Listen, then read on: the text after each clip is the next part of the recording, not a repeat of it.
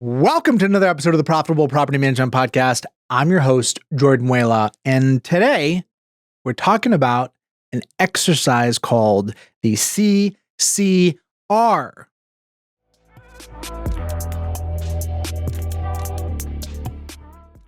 The CCR is an exercise that I've used internally at my companies, and I've found really helpful, and it's something I want to share with you today. It's a way to identify and take ownership over things that aren't working so as to create new possibilities for the future. The essence of the exercise is thus: the first C stands for complaint, the second C is for contribution, and the R is for request. Complaint, contribution, request. What's cool about this exercise is that it's a great way to diffuse complaints. Complaints are typically viewed as something that's a problem, bad, don't do it. If you are doing it, you're a complainer, you shouldn't be complaining. And we get to flip all that on its head. We get to invite the complaint into the room, welcome it, and view it as actually the source and the seedbed as possibility and things being different. What that looks like in practice is sitting down to identify your list of complaints, vexing complaints, good ones, not passing, but things that are really persistent, quarter after quarter.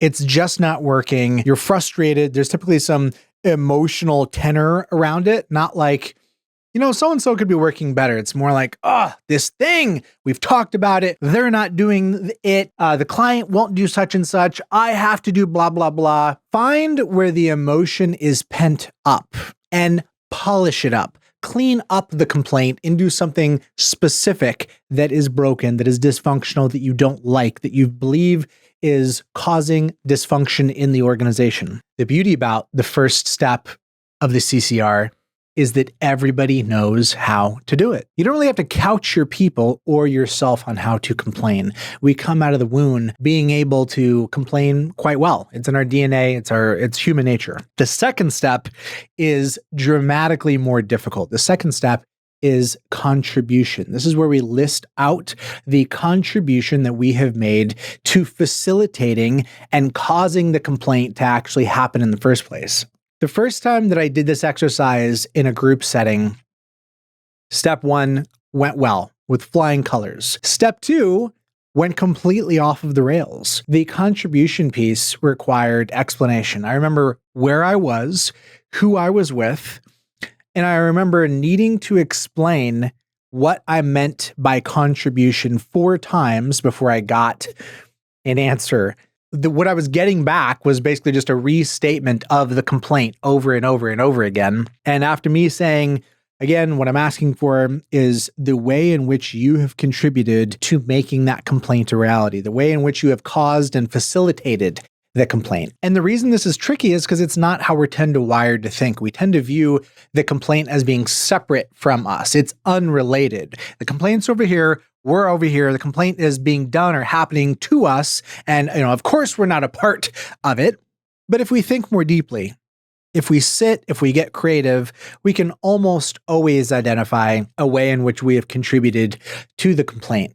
That could be something really specific and material. It could be nothing other than toleration, i.e., this may be the first time that I've identified the complaint, that I've spoken to it, and that I've made a request for change. That's a common way in which we contribute to the thing that we're complaining about, is simply tolerating and enabling rather than affirming our own agency and power and proactively leaning into the dysfunction. Another one could be, maybe it's that I have identified and I have spoken to it, I have inquired about it, I have framed the issue, but I've tolerated it.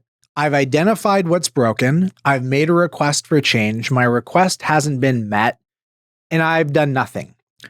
I've simply tolerated it from there while complaining about it. That would be another form of contribution. It could be something more material than that. It could be that I got in an argument with someone, and they were they brought half the gripe, I brought the other half of the gripe.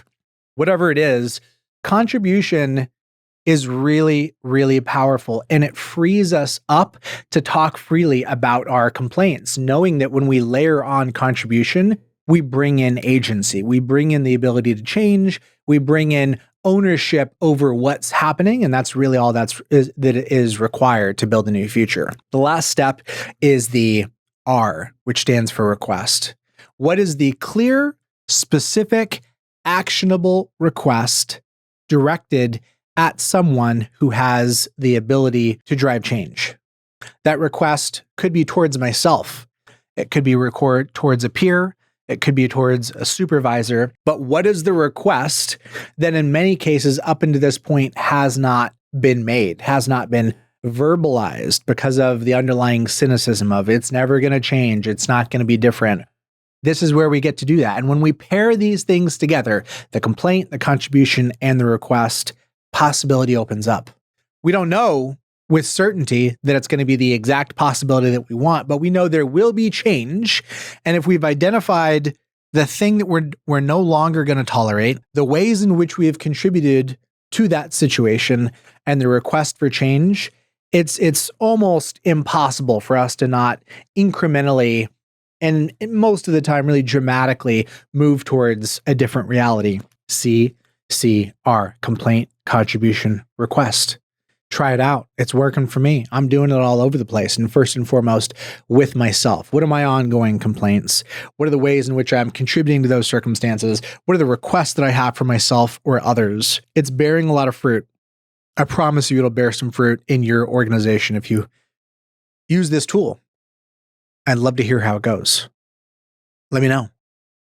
The CCR. You heard it here first. Peace. Jordan here asking you, what do you got? What is a question you want to ask me? Can you stump me? Can you throw me something hard, perplexing, vexing, something you feel tied up in knots with? Throw it at me. I'll do my best to try and answer that question, to dissect it, to parse out the nuance and maybe help you get a bit more clarity. I'm looking for questions as the basis for creating content, and you're looking for answers as the basis for clarity. And wouldn't it be perfect if those two things matched up? Drop a comment, send me an email, jordan@leadsimple.com. Let's stay in the conversation. Peace.